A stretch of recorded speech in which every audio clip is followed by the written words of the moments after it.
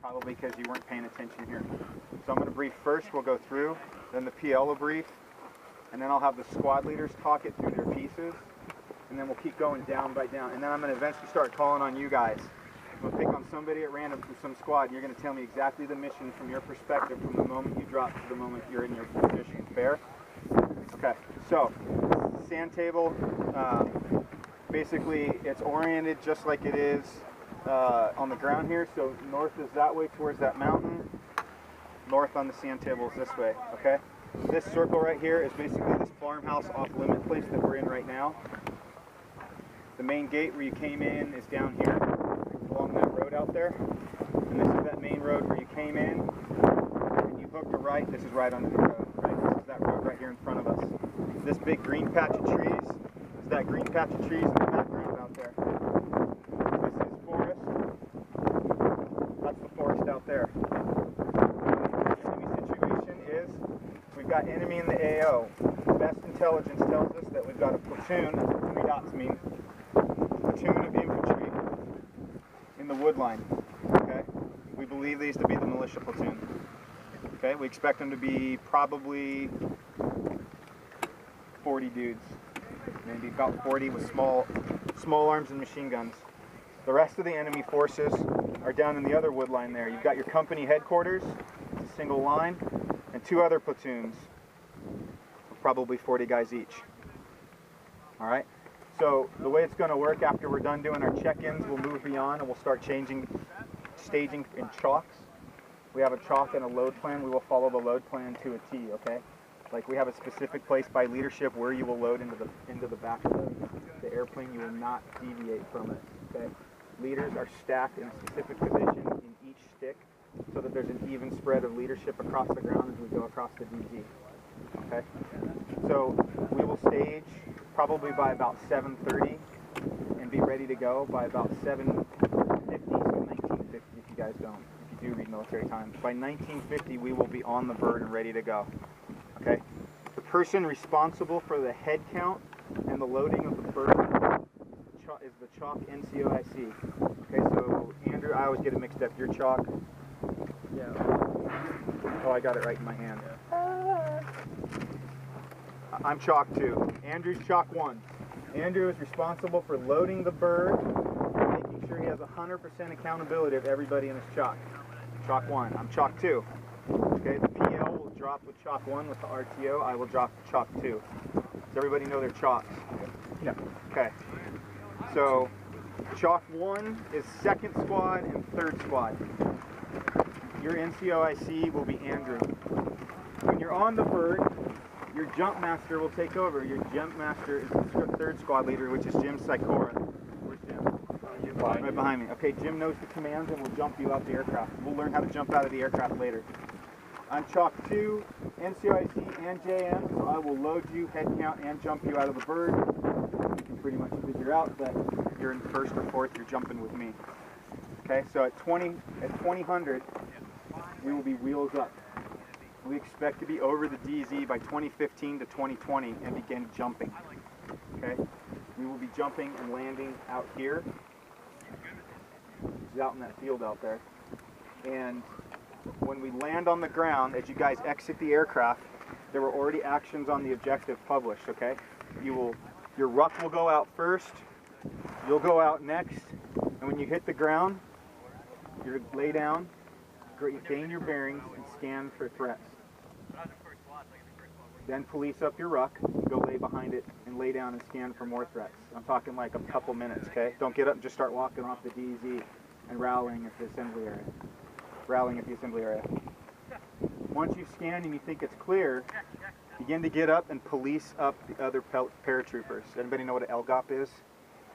Little groups of paratroopers, right? That's those little, when they did the Normandy jump, that's how they all started, like, oh, hey, where are you from? Okay, well, let's go do this, right? And they started executing their mission without leadership. LGOPs. Begin to pick up LGOPs and move towards the assembly area on the DZ, which is located at Rally Point 1 is at 52667686. We'll put out the grid later and you can write it down in program. and then there's an alternate rally point due north, okay? So this rally point is on the north side of a little lake down there. And the reason we selected the lake is because the lake gives us protection between any enemy that may want to come out and give us early warning. If they're already out there patrolling, we'll maneuver to the other one, okay? The way it'll work is the first squad leader or higher that reaches the assembly area will pull out that blue chalk stick on the string, right? All the team leaders and above have one? I have, yep. What's that? Mine's red. Like, I got the original. I've got a spare blue one if you want one. We'll find someone who's got a blue to square you away. I've got a spare blue one if you need it. You crack it, and when the first squad leader gets on, he's going to swirl for 10 seconds and then put it away for 2. So 1, 2, 3, 4, up to 10, and then stuff it away in your shirt so it's not hidden. That will allow you guys without nods and guys who are lost. All right, it's called a buzzsaw. Steinerade, it's the way that we assemble on a DZ, and that's how we're going to do it. Blue is because we are Blue Fort. Blue platoon. Blue platoon. So that's why the leaders and above are carrying the buzzsaw. Squad leader and above. So hopefully squad leaders either are really good at land navigation or have GPS. Do we have any squad leaders without GPS on them? I've got one that's working on my phone. Okay, but you can plug in a grid. You can plug in a grid. You can plug in a grid. Where's my 4th squad leader? Yeah, there you go. You got a GPS? Yes. Okay, all right, good. So, 2015, 2020 will drop. By 2130, we're going to step off with whoever we've got at the assembly area to move into our positions. Okay? By 2130. This is all about sequencing. Okay? There's only enough airplanes to drop a platoon at a time, basically. And so we think it's going to probably take 3 to 4 lifts to drop the entire company. So think about it. Loading, birds out, birds in, loading, birds out, birds in. We're first on the ground. That's why we're going to hang in the assembly area in a security position for probably close to an hour plus. Okay, we're going to be nestled behind a hill on the backside of a lake or further north in the AO. When we do the assembly area, when you start to come into it, each squad's going to take up a piece of the pie.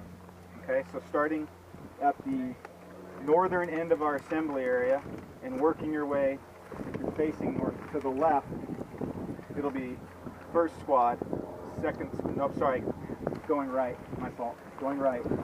First squad to the 3 o'clock position, second squad to the 6th, third, and then 4th will tie it in, okay? By 2130, the senior leader on the ground will move the entire platoon out, take up each squad's assigned blocking positions. Whoever the senior leader is on the ground, leave at least a team leader in location to police up the remaining stragglers. Okay? And so we're on the ground for that time so that the company headquarters and 1st and 2nd platoon can drop into DZ, what is it, DZ1 or 2? DZ1, out on the western edge of the AO. So we're waiting for them to drop and get in position.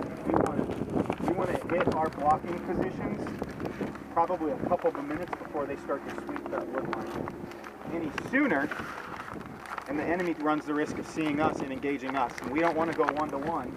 We want them to see 1st and 2nd and engage them, where we have 2-to-1 advantage. If we move in any later, these guys could be moving up the field and break through. Our whole mission is to create a block to deny the enemy access to this part of the AO and reinforce this platoon.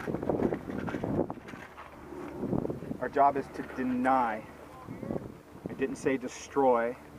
I didn't say kill. Deny. We could literally fire no rounds, and as long as they don't maneuver past us, we've done our job.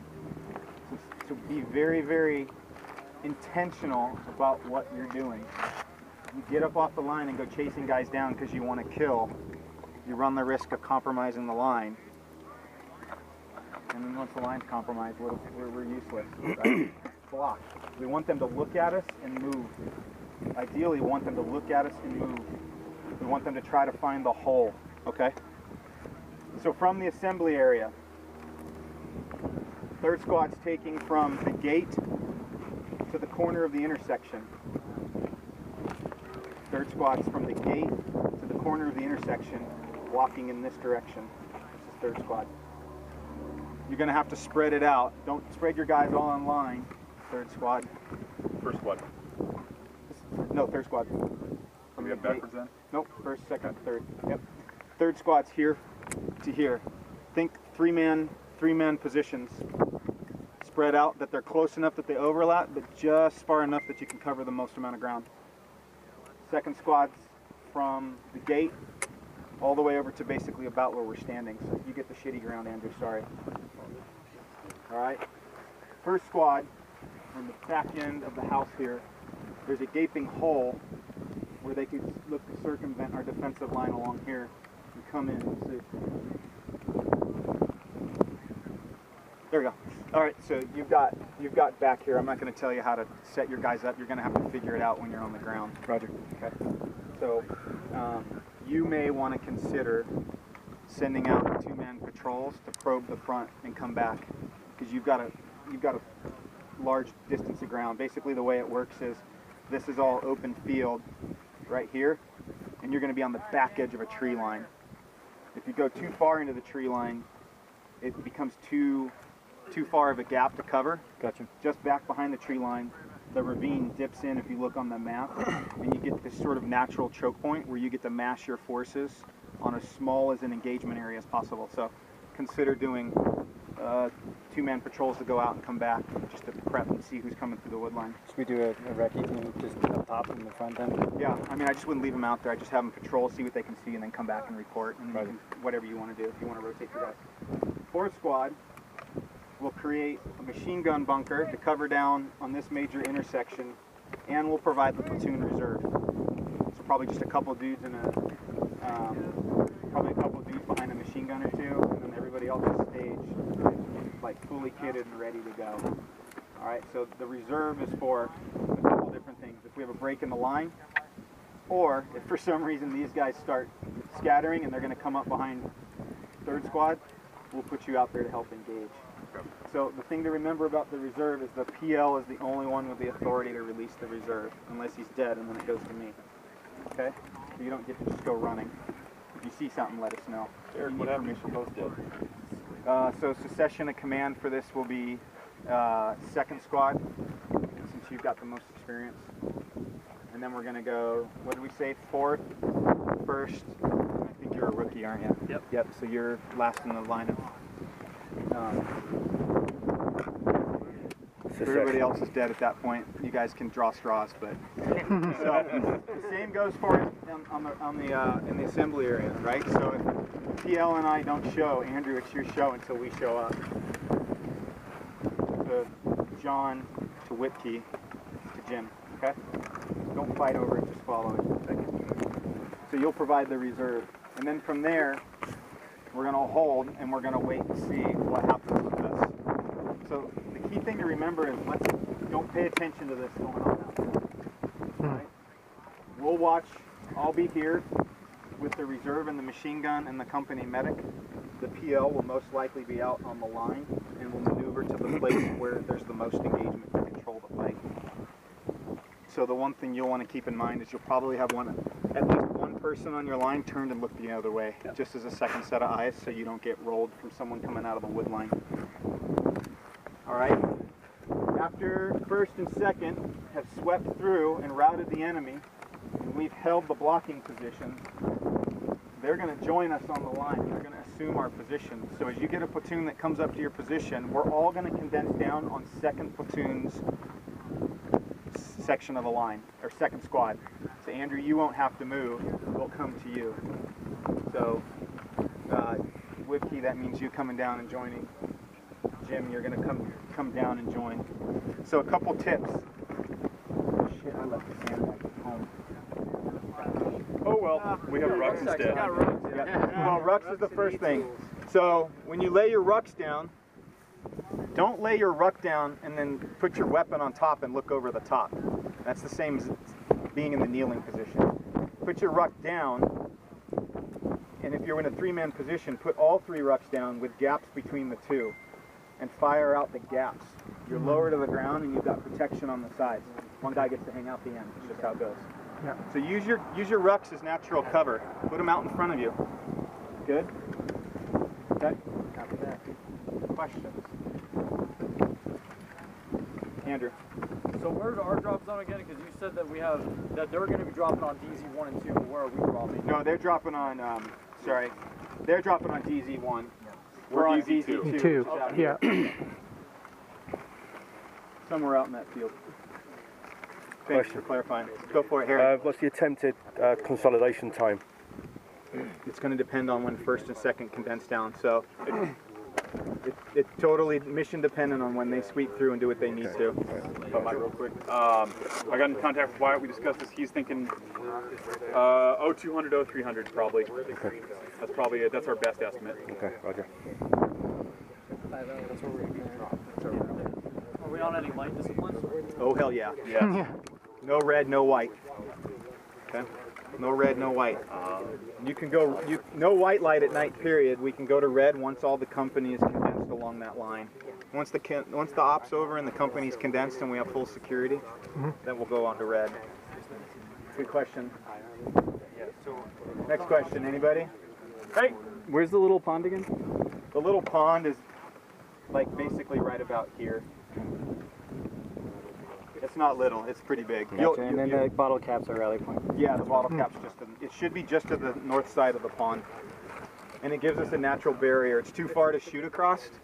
It's on an elevation looking down to the other side, and it means we really only have to defend against flanking movements. Yeah. So they'll have to divide, and we'll see them coming because they'll be maneuvering around. And it's on the back side of this knoll. So that's the nice thing, like they may not even see us. One quick question. Yep. Out of bounds for the farmhouse in the parking lot, where are the actual lines? Basically on the other side of the fence line where you can take the road and walk through, or you can go around, but this fence line. So from that down? Yeah, where the cars on the other side are down. parking. And just stay out of the parking lot, just don't get into an engagement around people's cars. The other question, if we're actually in an engagement, a sizable one, we still maintain light discipline? Yeah. Well, I mean, oh, you mean along the line? Yes. Well, just remember, if you light them up, they can let you go. Hey, as soon as they don't have nods, our experience last year, we got absolutely... Yeah, if you're fully engaged and they're shooting at you, you can light up your white light and point out targets. I don't plan on keeping it on. Yeah. But yeah, you know where I'm at. Yeah, once they know where you are, they know where you are. Right. What about strobes? Are you allowed to do that if you are? Strobes, just remember they got knobs too. Okay. Nods too. Okay.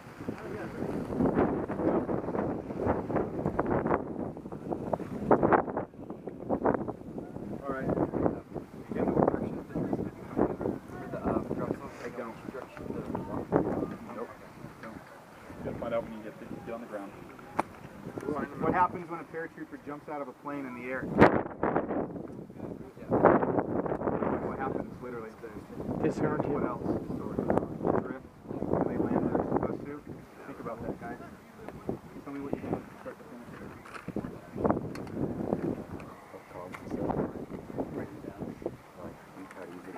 So, you want to start from fourth squad? Yep, I want you to tell me if you're in the 4 squad leader's position from the start of the event, still being into your block. Okay, so we're going to load up.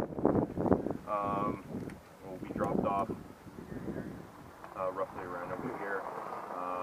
This will be our rendezvous. If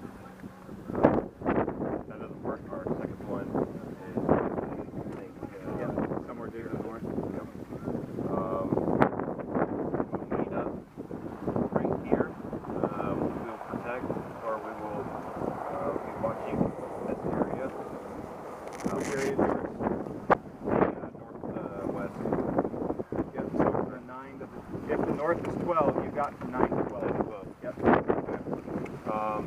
And then when we are ordered to, we will move up and we will set up our bunker right here with the sand bunker that we don't have. Yeah, I would probably recommend your squad use all their rucks for a bunker. Yes. Because you're not going to be moving as the QRF with them. Yes, yes. You can in the bunker, yeah. Yeah. If you have time when you're on the line too and you want to scrape out and try and get a little lower to the ground, feel free to do it. while we are here, we will wait quietly. until we are given orders to go help out either on the line, and at the same time we will watch and make sure that you guys are anything, we will let you know. Do you want that? Yeah, let's do a couple dry runs of this and then you can tell us.